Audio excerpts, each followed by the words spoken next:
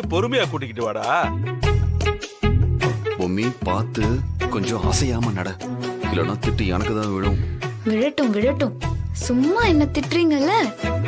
பொம்மி பாத்துமா, மெதுவா மெதுவா.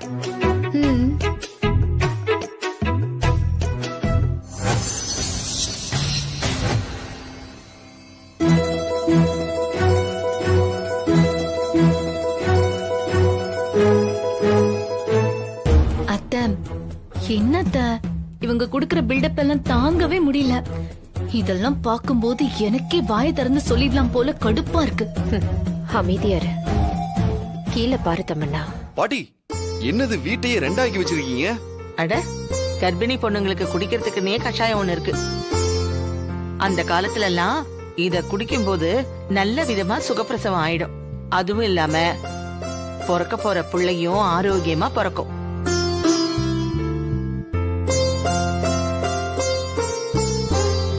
பாட்டி, என்னது இது? எதையோ விளக்குல காமிச்சு தேய்க்கிறீங்க, கறி கறியா வருது. பாட்டி, இதெல்லாம் கார்பன், இதெல்லாம் ஹைஜீனிக் கிடையாது. வாயிலேயே போடுவேன் படவா. இதெல்லாம் குடிக்காமையா நீ வந்து பிறந்துட்ட? நீ வயித்துல இருக்கும் போதும் உங்க அம்மாவுக்கு இதெல்லாம் கொடுத்துதான் குடிக்க வச்ச, புரியுதா? அப்ப இதுல என்னெல்லாம் போட்டிருக்கீங்க? சோம்பு, நிலவேம்பு, அப்புறம் தனியா, ஓமம், மிளகு, சீரகம், அப்புறம் பூண்டு, மிளகு, கருஞ்சீரகம், அப்புறம் புதினா, கருவேப்பிலை, இதெல்லாம். அப்ப ரொம்ப கசக்குமே பாட்டி. ஆமா பொம்மி, கசப்பு தான் உடம்புக்கு உரமே. இந்த கையோட குடி.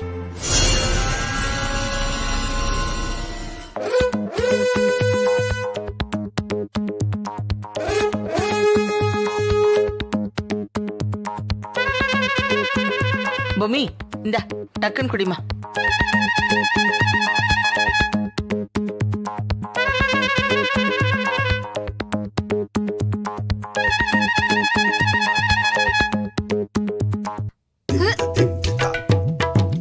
பாட்டி, இந்த கசப்பு வாசனை ரொம்ப கொமட்டுது. இதே ஸ்வீட்டா கொடுத்தா கப்பு கப்புன்னு அடிப்பல்ல. சி, குடி. வேம்பு சார், ஏன் என்ன இப்படி மாட்டி விடுறீங்க? இல்லாத குழந்தைக்கு நான் இதை குடிக்கணுமா? அதனாலதான் தாத்தா கிட்ட சொல்லுன்னு சொன்னா நீ சொன்னியா? என்கிட்டயே சண்டைக்கு வந்தல்ல. நல்லா கசப்பா இருக்கா, நல்லா குடி, உனக்கு இது வேணும். என்னது அது? அவங்க வாயை திறந்து சொல்லிடுவாங்கன்னு பார்த்தா வீட்ல பூஜை புனஸ்காரம் நடக்குது, மருந்து குடுக்கறாங்க, டிராமா மேல டிராமாவும் போட்டுக்கிட்டே இருக்காங்க. இதுக்கு என்னதான் முடிவத்த? அவங்க முடிவ அவங்களே அவங்க கையால எழுதிக்கிட்டு இருக்காங்க. புரியலையா? இது எவ்வளவுக்கு எவ்வளவு பெருசாகுதோ அதுக்கப்புறம் இது ஒண்ணுமே இல்லைன்னு தெரியும் போது ரொம்ப ரொம்ப வலிக்கும் தமன்னா. இந்த பலூன்குள்ள இருக்கிற காத்த ஒரு சின்ன ஊசியால லேசா குத்துனா அது படார்னு உடைஞ்சு ஒண்ணுமே இல்லாம அந்த பலூன் போகும்ல, அதே மாதிரிதான் இந்த விஷயமும். அவங்க எவ்வளவு தூரம் பில்டப் பண்றாங்களோ அவ்வளவு தூரம் நமக்கு நல்லது.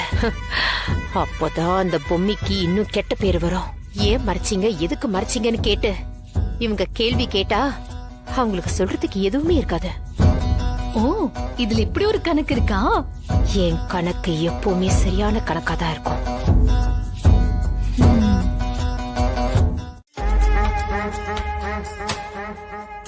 அத்த, ஏதாவது ஒரு நிமிஷத்துல இதெல்லாம் பொய், நாங்க பொய்யாதான் நடிச்சிட்டு இருக்கோம்னு ரெண்டு பேரும் சொல்லுவாங்கன்னு பாக்குறேன். ஆனா சித்தார்த் எதையுமே சொல்லாம அங்க பிரதட்சணம் எல்லாம் பண்ண ரெடி ஆயிட்டான். அவன் கோவிலுக்கு கூப்பிட்டாலே வரமாட்டான். இப்ப என்னடானா இப்படி ஒரு விஷயம் பண்றான்னா எனக்கு ஒண்ணுமே புரியல அத்த. இதுல புரியறதுக்கு என்ன இருக்கு தமன்னா? அவங்க வாயை திறந்து விஷயத்த சொன்னா அது தாத்தா உயிருக்கு ஆபத்துன்னு அவங்களுக்கு நல்லாவே தெரியும். அதுக்கு பயந்துகிட்டு தான் இப்படி எல்லாம் பண்றாங்க. ஆனா அவங்க விஷயத்த சொல்லாம இருக்க இருக்க அவங்களோட பாவ கணக்கு ஏறிக்கிட்டே தான் போகும். அது குறையறதுக்கு வாய்ப்பே இல்ல. இதெல்லாம் பத்தாது, இன்னும் அவங்க நிறைய நடிக்கணும். அப்போதான் சமயம் பார்த்து நாமளே உண்மையை போட்டு உடைச்சிட்டா அந்த தெய்வ நாயகத்துக்கு கோபமும் வெறுப்பும் ஒன்னா வந்து ஹார்ட் அட்டாக் கூட வரலாம். அந்த பழி பாவம் மொத்தமும் அந்த பொம்மி தலையில தான் விழும்.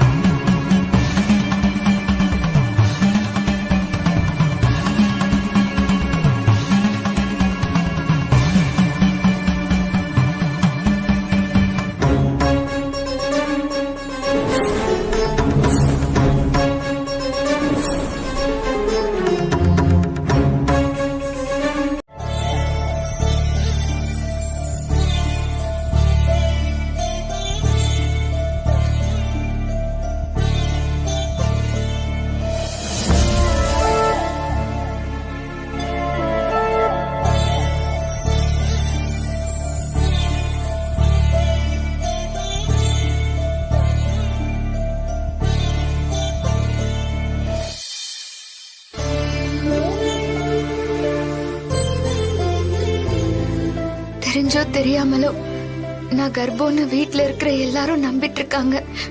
எப்படியாவது உண்மையை சொல்லி இந்த விஷயத்துல தாத்தா பாட்டி மனசு கோணாம எல்லாம் நல்லபடியா நடக்கணும். இதனால வேம்பு சார் பெரிய மன உளைச்சல்ல இருக்காரு. இவர் என்னைக்குமே இந்த மாதிரி எல்லாம் பண்ணதே இல்ல. நிஜமாவே எங்களுக்கு குழந்தை இருந்து அவர் இந்த வேண்டுதல் எல்லாம் பண்ணிருந்தா எனக்கு இன்னும் சந்தோஷம் அதிகமா தான் ஆயிருக்கும். ஆனா அது நடக்குமா? எனக்கு வாழ்க்கையில அந்த கொடுப்பனை இருக்கான்லாம் எனக்கு தெரியாது. ஆனா ஒண்ணு, இப்படி ஒரு பிரச்சனைக்கு அப்புறம் இது எப்ப மத்தவங்களுக்கு தெரிய போகுது, அது எந்த விதமா தெரிய போகுதுன்னு எனக்கு தெரியல. ஆனா இந்த விஷயம் தெரியும் போது இந்த வீட்ல இருக்கிற யாருக்கும் எந்த ஆபத்தும் வராம இருக்கணும். அதுக்கு நீதாமா என் கூட இருந்து வழி நடத்தணும். நீதான் எல்லாத்தையும் பாத்துக்கணும். பொம்மி, அழாதம்மா, எல்லாம் சரியாயிடும். இல்ல, நான் அழல தாத்தா.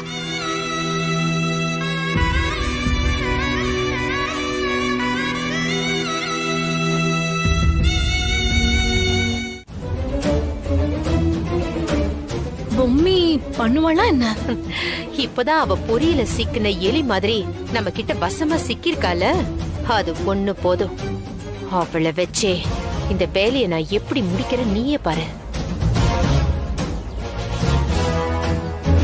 அது மட்டும் இல்ல, இப்போ அஞ்சலி ஸ்வீட்ஸ் அக்கௌண்டன்டா ஏற்கனவே வேலை பார்த்துட்டு இருந்தவனை தூக்கிட்டு புதுசா ரிஷின்னு ஒரு பையனை நான் அப்பாயிண்ட் பண்ணிருக்கேன். அவனை வச்சே இந்த வேலையை முடிச்சிடுறேன். அப்பதான் நம்ம மேல யாருக்கும் சந்தேகம் வராம இருக்கும். முடிச்சதுக்கு அப்புறம் அவன் எஸ்கேப் ஆயிட போறான். இதெல்லாம் நடக்குமா அத்த? நடக்கும், கவலைப்படாத. அக்ரிமெண்ட்ல முதல் 3 நாள் பக்கத்துல மட்டும் இந்த கான்ட்ராக்ட நம்ம ரெனியூவல் பண்ணி எக்ஸ்டெண்ட் பண்றோம் அப்படிங்கிற மாதிரி வார்த்தைகள் இருக்கும். ஆனா அடுத்தடுத்த பக்கங்கள்ல இந்த கான்ட்ராக்ட நம்ம கேன்சல் பண்ணி அதை அப்படியே நேத்ரா ஸ்வீட்ஸுக்கு ரீடைரக்ட் பண்றோம் அப்படின்னு எழுதுறோம். அந்த மாதிரி ஒரு அக்ரிமெண்ட்ல தான் நான் தெய்வ நாயகத்துக்கிட்ட இருந்து கையெழுத்து வாங்க போறேன். நான் என்ன பண்ண போறேன்னா,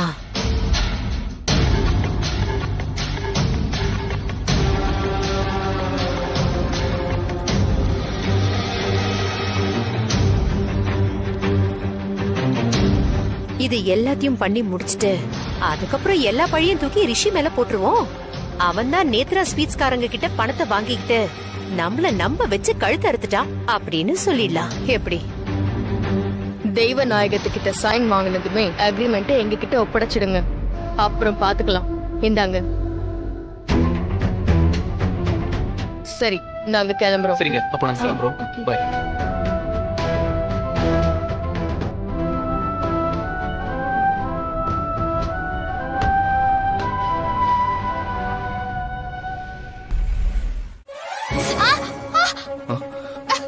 பூமி, பூமி, என்னாச்சு? என்ன பூமி, கை இப்படி வெட்டி இருக்கு? உனக்கு கொஞ்சம் கூட அறிவே இல்ல, பார்த்து பண்றது இல்லையா? ஐயோ வேம்பு சார், நான் பார்த்துதான் வெட்டினேன். திடீர்னு தெரியாம கட் ஆயிடுச்சு. ஆமா ஆமா, அந்த கத்தி வந்து உன் விரல வெட்டுறதுக்கு பிளான் பண்ணிருக்கோம். அதுக்கு மூளை இருக்கு பாரு. எல்லாத்தையும் நீ இப்படிதான் சொதப்புவ. கைய கழுவு இல்லைன்னா செப்டிக் ஆயிடும். முதல்ல நீ ஹால்ல போய் உட்காரு. போ பொம்மி போ.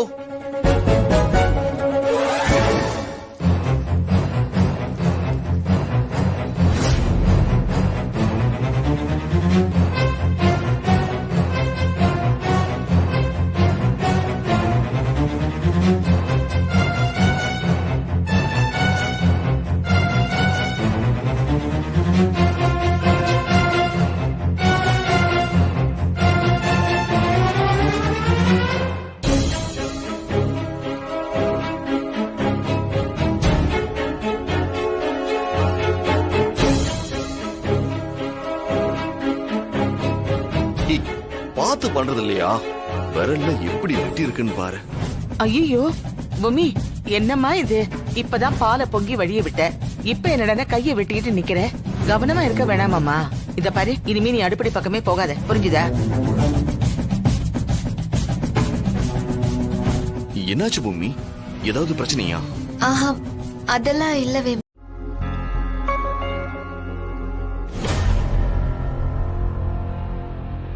அவரு கையில ஒரு அக்ரிமெண்ட் இருக்கும். அதுல தெய்வநாயகம் உடனடியா கையெழுத்து போட்டாகணும். ரொம்ப அர்ஜென்ட் மேடம், அதனாலதான் நானே பேப்பர்ஸ் எல்லாம் எடுத்துட்டு வந்துட்டேன். என்னம்மா விஷயம்? அது ஒண்ணு இல்ல மாமா, நாம இந்த ஏர்ஃபேர் கான்ட்ராக்ட்ல ரெகுலரா ஏர்லைன்ஸ்க்கும் ஷிப்புக்கும் ஸ்வீட் சப்ளை பண்றோம் இல்லையா? அந்த கான்ட்ராக்ட் ரெனியூ பண்ணணும்னு ஆபீஸ்க்கு லெட்டர் வந்திருக்கு. அதான் கான்ட்ராக்ட் டாக்குமெண்ட்ஸ் எல்லாம் ரெடி பண்ணி உங்க சிக்னேச்சருக்காக எடுத்துட்டு வர சொன்னேன்.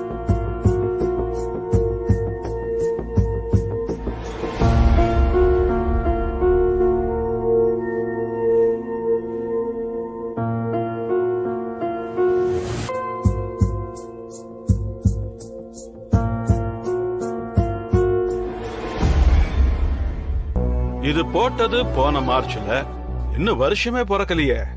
மறுபடியும் மார்ச்ல ரினியூ பண்ணா போதும். எதுக்கு 3 மாசத்துக்கு முன்னாடியே கேக்குறாங்க?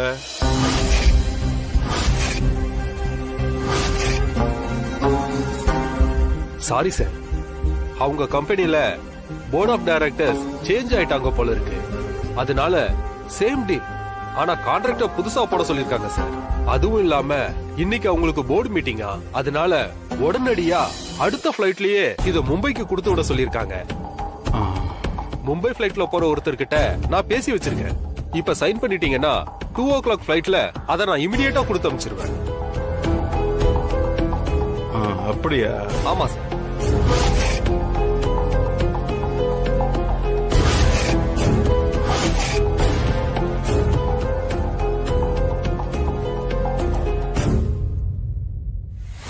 ஐயோ, இன்னும் 2 பக்கம் படிச்சார்னா எல்லாருமே மாட்டிக்குவோமே.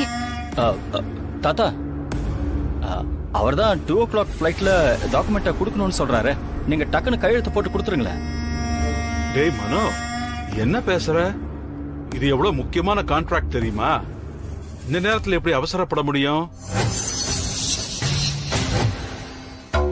தாத்தா, அத்தை செக் பண்ணி இவ்ளோ தூரம் குடுக்கறாங்க.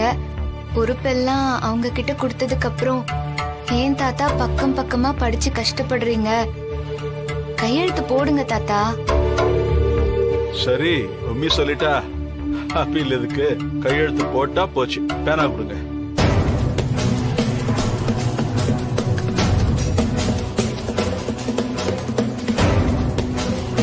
என்னப்பா, கான்ட்ராக்ட் ரினியூவலுக்கு இப்படி கருப்பு பேனா கொடுக்குறியே? சார், அது வந்து என்னன்னா,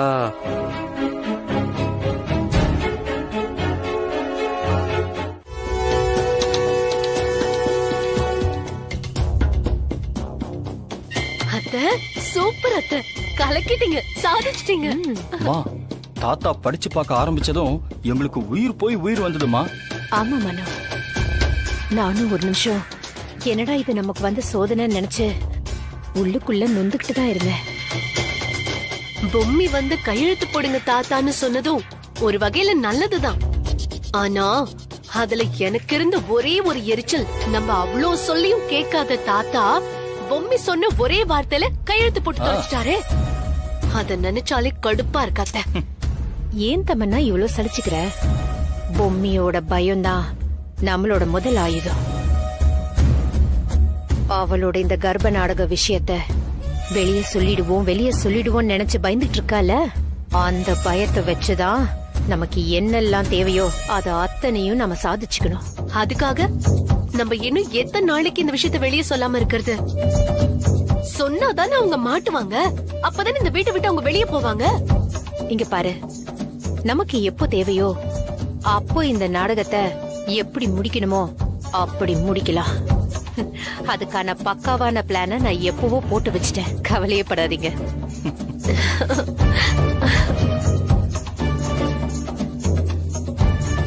இல்ல அந்த ஆபீசர் தான் விளையாடுவாரா?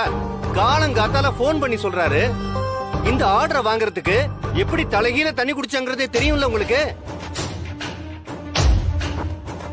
இல்லடா, நேத்து தான்டா நான் மறுபடியும் ரினியூவலுக்கு கையெழுத்து போட்டு அனுப்பிச்சிருக்கேன். ரினியூவலுக்கு கையெழுத்து போட்டீங்களா? என்னப்பா சொல்றீங்க? அதான் மார்ச் வரைக்கும் டைம் இருக்கே. இதே தான்ப்பா நானும் கேட்டேன். நம்ம கடையில புதுசா ஜாயின் பண்ணதுக்கான அக்கவுண்டன்ட் ரிஷி, அவன் தான் அதே கான்ட்ராக்ட் தான் போர்ட் ஆஃப் டைரக்டர்ஸ் மாறினதுனால புதுசா கான்ட்ராக்ட் போடுறாங்கன்னு சொன்னான். இல்லப்பா, இதுல ஏதோ பெரிய தப்பு நடந்திருக்கு. எங்க சாவித்ரி? சாவித்ரி,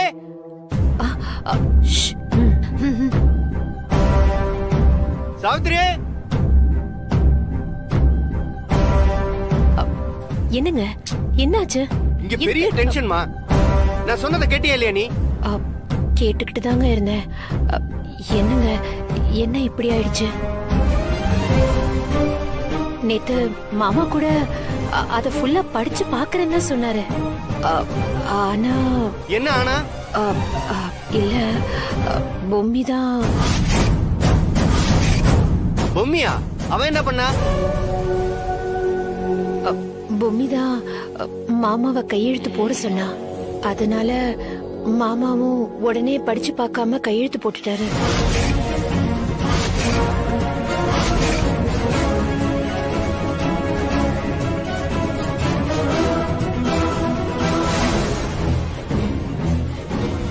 வேணும்னா உங்க திருப்திக்காக உங்க முன்னாடியே அவருக்கு போன் போடுறேன்.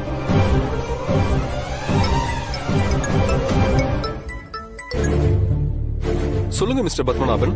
சார், அப்பா பக்கத்துல இருக்காங்க, நீங்க அந்த விஷயத்த சொல்லுங்களேன். சொல்லுங்க சார். வணக்கம் சார், நான் தான் ஏர் ஃபயர் பர்ச்சேஸ் ஆபீசர் ரங்கா பேசுறேன். சொல்லுங்க சார். சார், நேத்து உங்க கான்ட்ராக்ட் கேன்சல் ஆனதா எங்களுக்கு இன்டிமேஷன் வந்திருக்கு. அதனாலதான் நான் இமிடியேட்டா பத்மநாபன் சாரை கூப்பிட்டு அது சம்பந்தமா பேசினேன். சாரி சார், அதுல கவனம் இல்லாம கையெழுத்து போட்டுட்டேன். அதை ஒதுக்கிட்டு மறுபடியும் அந்த ஆர்டரை எங்களுக்கே தர முடியாது. இல்ல சார், ஆர்டர் ஒரு தடவை நீங்க கேன்சல் பண்ணிட்டா மறுபடியும் புதுசா டெண்டர் விட்டு தான் சார் நீங்க பண்ணி ஆகணும். அதுக்கு போர்ட் ஆஃப் டைரக்டர்ஸ் ஒப்புதல் தரணும். ஐயோ, இதுக்கு மேல என்னால எதுவும் பண்ண முடியாது. ஏன் முதல்ல ஆர்டரை வேணான்னு கேன்சல் பண்ணிட்டு இப்பயே திடீர்னு பண்றேன்னு சொல்றாங்க? அவங்களால ஒழுங்கா பண்ண முடியுமா? அப்படி இப்படின்னு 1008 கேள்வி கேட்பாங்க சார். இதெல்லாம் சமாளிச்சுதான் டெண்டர் நடத்தி ஆகணும். நீங்க மறுபடியும் புதுசா நடக்கிற டெண்டர்ல கலந்துக்கோங்க சார். சார், அந்த கான்ட்ராக்ட கேன்சல் பண்ண பேப்பர் அத ஆபீஸ்ல கொண்டு வந்து தர்றேன்னு சொல்லியிருக்காங்க. அத ஒரு தடவை செக் பண்ணிட்டு உங்களுக்கு போட்டோ எடுத்து அனுப்புறேன் சார். சரிங்க sir. Okay sir. Okay sir, thank you. அப்பா, சீக்கிரம் என் கூட வாங்க. சரி, நான் இவங்க கூட ஆபீஸ் போயிட்டு வந்துடுறேன். போயிட்டு வாங்க. வாங்க. தாத்தா, ஒரு நிமிஷம். தாத்தா, நானும் வரேன். நீங்க தைரியமா வாங்க தாத்தா. இந்த கான்ட்ராக்ட் நம்ம கைய விட்டு போகாது. என்னம்மா சொல்ற? அதுதான் இந்த பர்ச்சேஸ் ஆபீசரே சொல்றாரு, இன்டிமேஷன் வந்திருக்குன்னு.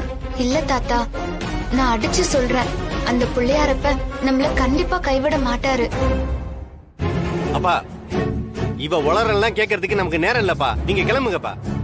பொம்மி, நீ என்ன சொல்ற? ஆமா வேம்பு சார், இந்த ஆர்டர் நம்ம கைய விட்டு போகவே போகாதுன்னு எனக்கு நல்லாவே தெரியும். என்ன தெரியும் உனக்கு? இன்னும் ஒரு வார்த்தை பேசுற, அவ்வளவுதான் பாத்துக்க. கொஞ்சம் அமைதியா அவ சொல்றத கேக்குறீங்களா? அவதான் கேன்சல் ஆயிருக்காதுன்னு சொல்றாள்ல. அங்க மட்டும் ஆர்டர் கேன்சல் கன்ஃபார்ம் ஆயிருக்கட்டும், அப்ப தெரியும் நான் யாருன்னு. இனி எந்த விஷயத்திலயும் நீ மூக்க நுழைக்கவே கூடாது. இன்னையோட அது கடைசியா இருக்கட்டும்.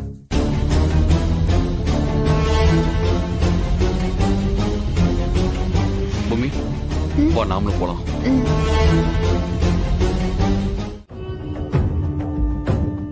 அப்போ அந்த அக்கௌண்டன்ட் ரிஷி இப்படி பேப்பரை மாத்தி கொண்டு வருவான்னு உனக்கு முன்னாடியே தெரிஞ்சிருக்கு. அது ஏன் எங்க யார்கிட்டயும் நீ முன்னாடியே சொல்லல? ஆமா மம்மி, ஏன் சொல்லல? தாத்தா, அந்த அக்கௌண்டன்ட் மூஞ்சி வந்ததுல இருந்தே சரியில்லை. ஒரு மாதிரி பதட்டமாவே இருந்தாரு. அதான் எனக்கு சந்தேகம் வந்துச்சு. நல்ல வேலையா அந்த கருப்பு பேனா கொண்டு வந்ததுனால நீங்க வேற பேனா கேட்டதும் எனக்கு வசதியா போச்சு. உடனே அந்த பேனாவை நான் கொடுத்துட்டேன் தாத்தா. இது எல்லாமே கடவுள் செயல்னு சொல்றதா இல்ல என்னன்னு சொல்றதுன்னே தெரியல. என்ன பொறுத்த வரைக்கும் இது கடவுள் செயலே இல்ல, மம்மியோட புத்திசாலித்தனமான செயல்னு தான் சொல்லுவேன்.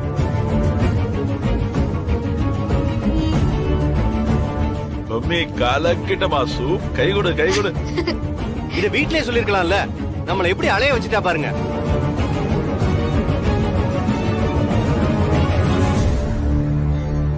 ஏதோ வாய்க்கிலேயே பேசுனீங்க, இப்ப என்னாச்சு? கிளம்புங்க கிளம்புங்க. எதா இருந்தாலும் நேர் வழியில மூஞ்சிக்கு முன்னாடி வந்து மோதுங்க. இப்படி முதுகுக்கு பின்னாடி இருந்து மோதாதீங்க, புரியுதா?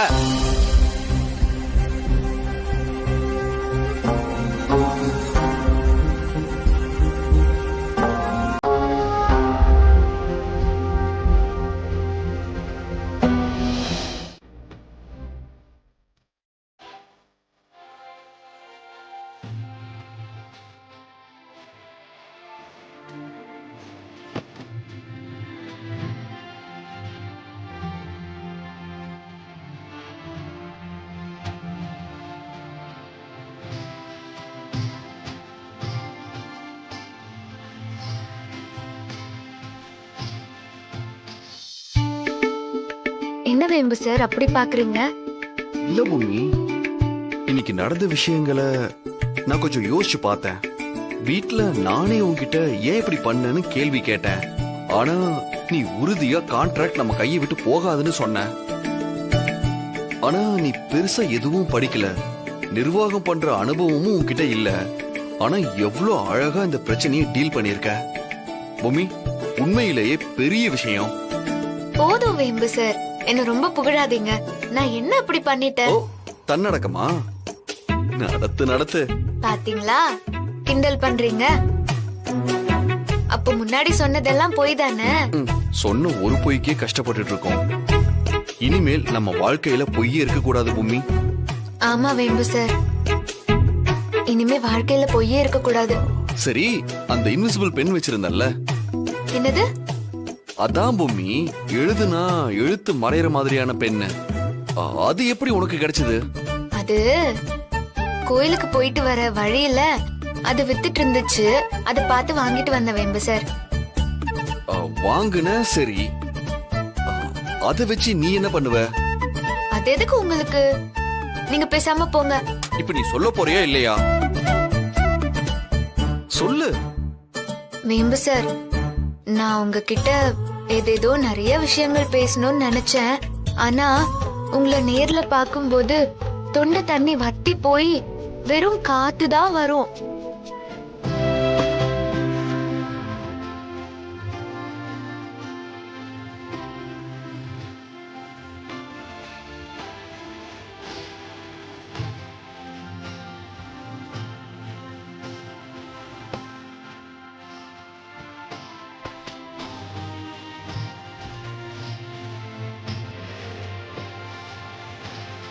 உங்களுக்கு சித்தார்த்தன்னு அழகான பேர் வச்சிருக்காங்க.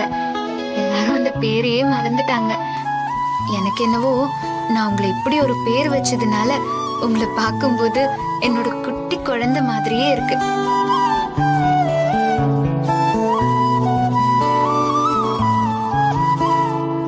ஆமால, அம்மா அப்பா தானே தன் குழந்தைக்கு பேர் வைப்பாங்க. இங்க வித்தியாசமா அம்மா மட்டும் பேர் வச்சிருக்கேன். ஏண்டா செல்லக்குட்டி, உனக்கு பிடிச்சிருக்காடா?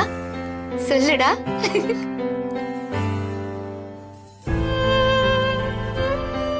என்ன திடீர்னு வாடா போடா வா போன்னு பேசுறனேன்னு பாக்குறியா? இப்ப கூட நேர்ல இப்படி எல்லாம் பேசி கொஞ்சம் முடியாதுதான். அதனாலதான் இப்படியே பண்ணிக்கிறேன். ஏண்டா இப்படி என்ன படுத்துற? நீ என் பக்கத்துல இல்லனா ஒரு நிமிஷங்கிறது ஒரு நாளா மாறிடுது தெரியுமா? மெதுவா வலிக்குது. ஆனா உனக்கு அதெல்லாம் புரியவே மாட்டேங்குதுல்ல. ஒன்னே ஒன்னு சொல்ற, ஞாபகம் வச்சுக்கோ. நான் பொறுப்பை எடுத்ததே உனக்காக தான். நான் கடைசி மூச்சு விடுற அந்த நிமிஷத்துக்குள்ள எப்பவாவது ஒரே ஒரு நொடி நீ என்ன மனசார ஏத்துக்கிட்டு நீ என்னோட பொண்டாட்டி பொம்மின்னு என் கைய பிடிச்சு என் நெத்தில ஒரே ஒரு முத்தம் கொடுத்தா போதும்.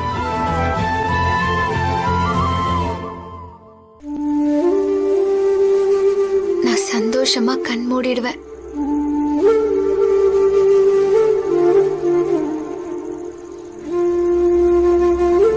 அப்படி ஒரு வாழ்க்கைக்காக தான் நான் காத்துட்டு இருக்கேன்.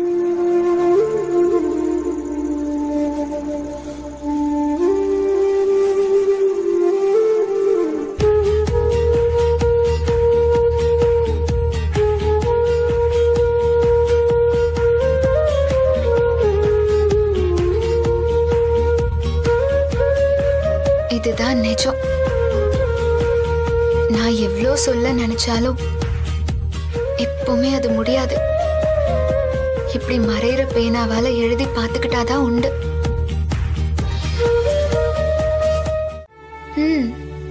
டேய், நிஜமாத்தான் சொல்றியா இல்ல நான் பயந்துட்டேனேன்னு என்ன சமாதானப்படுத்துறதுக்காக சொல்றியா? உண்மைய சொல்லுடா. தாத்தா உண்மைதான் தாத்தா.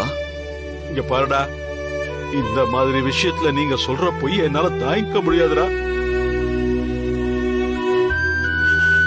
என்னைக்குமே நான் ரொம்ப அன்பு வச்சிருக்கிறவங்க என்கிட்ட பொய்ய சொன்னா என்னால தாங்கிக்கவே முடியாதுடா. அத முதல்ல நீங்க புரிஞ்சுக்கோங்க.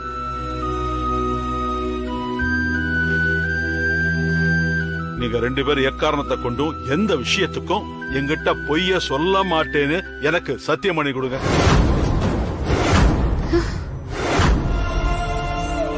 இனிமே வேற வழியே இல்ல. இவங்க வாயை திறக்க வேண்டிய நேரம் வந்துருச்சு. சத்தியம் பண்ணுங்க.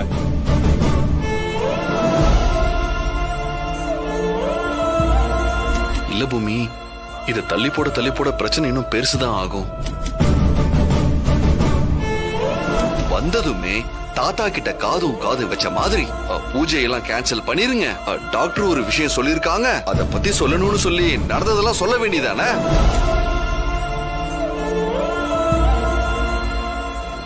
கொஞ்ச நாளைக்காவது இப்படி ஒரு பொய்யான சந்தோஷத்தையாவது அவங்களுக்கு தர முடியுதுன்னு நினைச்சுதான் நான் அமைதியா இருக்கேன்.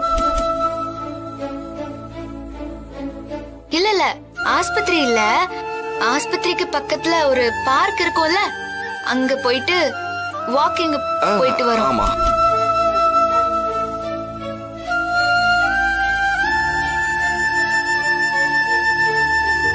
என்னங்க, உங்களுக்கு வயசாச்சு தவிர கொஞ்சம் கூட பொறுப்பே இல்லைங்க. வயிற்று பிள்ளைத்தாச்சி கிட்ட போய் சத்தியெல்லாம் கேக்குறீங்க. அவங்கதான் இனிமே எதையும் மறைக்க மாட்டேன்னு சொல்றாங்கல்ல, இதோட விட்டுருங்களேன்.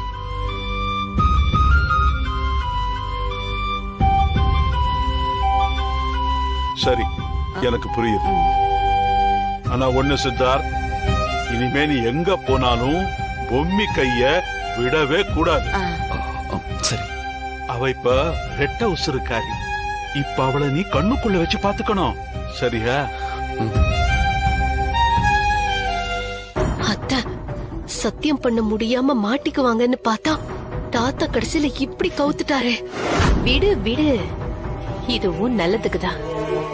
எவ்வளவுக்கு எவ்வளவு முடியுமோ அவ்வளவுக்கு அவ்வளவு பொம்மிய மிரட்டி நமக்காக வேண்டிய காரியத்தை நாம சாதிச்சுக்கணும். இந்த பாருப்பா, இனிமே அவளோட ஆரோக்கியத்தை நீ நல்லபடியா பாத்துக்கணும். அது உன்னோட பொறுப்பு.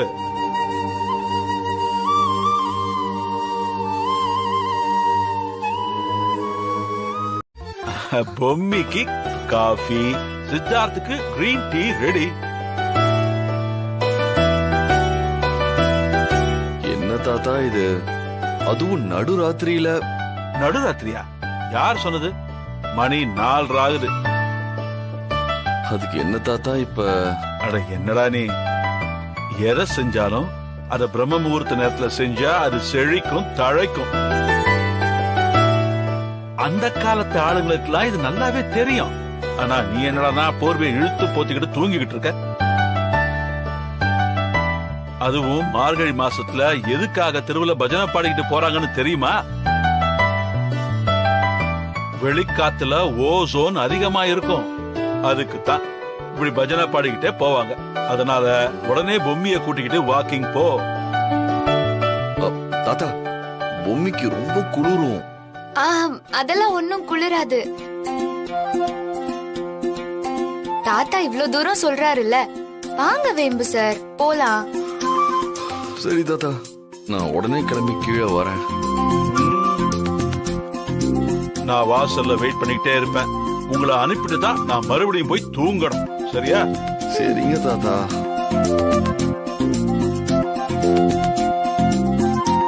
ஏய், பாத்தியா, அவரு நம்மள அனுப்பி வச்சுட்டு அவர் மட்டும் நல்லா தூங்குவாராமா. நாம மட்டும் குளிர்ல போய் நடிக்க சாகணுமாமா. ஏன் பொம்மி இப்படி பண்ற? போலாம் வேம்பு சார், தாத்தா இவ்ளோ தூரம் விருப்பப்பட்டு சொல்றாரு. இன்னைக்கு ஒரு நாள் போய் தான் பாப்போமே. டீ எடுத்துக்கோங்க, சீக்கிரம் ரெடி ஆகுங்க.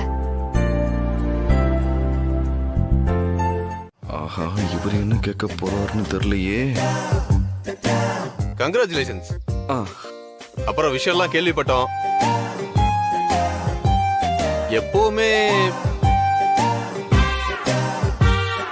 எதுக்காக இவ்வளவு சீக்கிரமா குழந்தை பத்துக்கணும்னு ஆசைப்பட்டீங்க? கொஞ்ச நாளைக்கு லைஃப ஜாலியா என்ஜாய் பண்ணிட்டு அப்புறமா குழந்தை பத்துக்கலாம்ல. இங்கேயும் வந்து ஆரம்பிச்சிட்டீங்களா? உஷா வந்துட்டியா? வந்துட்டேன். வாங்க வாக்கிங் போலாம். நீங்க வாக்கிங் போங்க. சரி.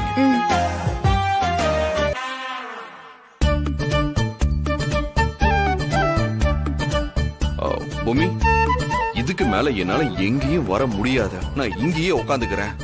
தாத்தா பேய ஏவி விடுற மாதிரி மொத்த காலனியும் நம்ம மேல ஏவி விட்டுருக்காரு. ஆளுக்கு ஒன்னு சொல்லிட்டு இருக்காங்க. என்னால முடியாது. நீ வேணா வாக்கிங் போ, ஜாகிங் போ, என்ன வேணா போ. தயவு செஞ்சு என்ன விட்டுரு பூமி.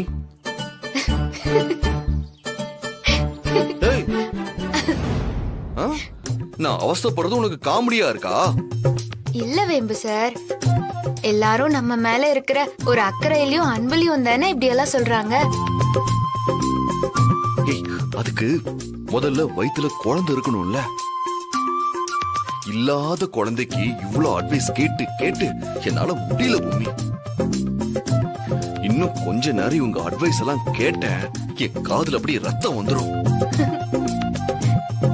இங்க ரத்த கலரி ஆகிறதுக்கு தயவு செஞ்சு நம்ம வீட்டுக்கு போயிடலாம் பூமி. ஆமாப்பா, நேத்து சொல்லிட்டு இருந்தா. ஹாய் சித்தார்த்.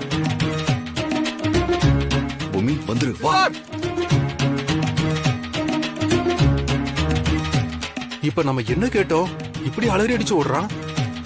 ஒன்னும் புரியலையே.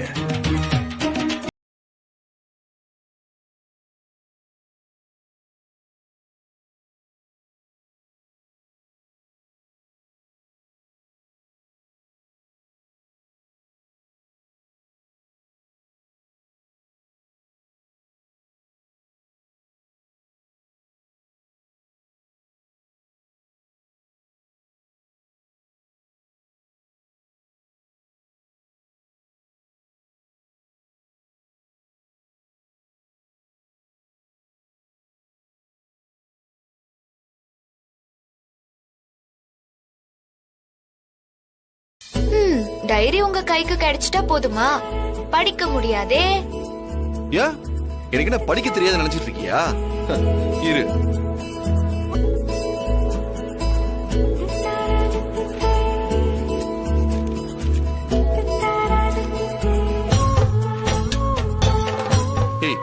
எழுதுனது எங்க? நான் தான் சொன்னனே வேம்பு சார், இது மறையிற பேனா. எழுதி நோட்டை மூடி வச்சா 30 செகண்ட்லயே எல்லாமே மறைஞ்சு போயிரும். என்ன மனோன்னு நினைச்சிட்டியா?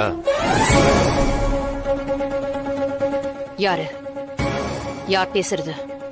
நீ பண்ணிட்டு இருக்கிற திருட்டு வேலையெல்லாம் எனக்கு தெரியாதுன்னு நினைச்சிட்டு இருக்கியா? எப்படி கடையில இருந்து 1000 கிலோ ஸ்வீட் செஞ்சு அத பில் இல்லாம டெலிவரி பண்ணி கையில கேஷ் வாங்கிக்கலான்னு பிளான் பண்றியா? உனக்கு வெக்கமா இல்ல? உன்னை நம்பி இப்படி ஒரு முக்கியமான பதவியை கொடுத்து உட்கார வச்சிருக்காங்களே, அது என்னன்னு சொல்றது? இந்த கடையில இந்த மாதிரி அசிங்கம் இதுவரைக்கும் நடந்ததே இல்ல. அப்படி நடந்துச்சு அதுக்கப்புறம் யாருக்கெல்லாம் தகவல் போகணுமோ அவங்களுக்கெல்லாம் வரிசையா போகும். நீ அசிங்கப்படுவ, அவமானப்படுவ. என்ன பாக்குறியா?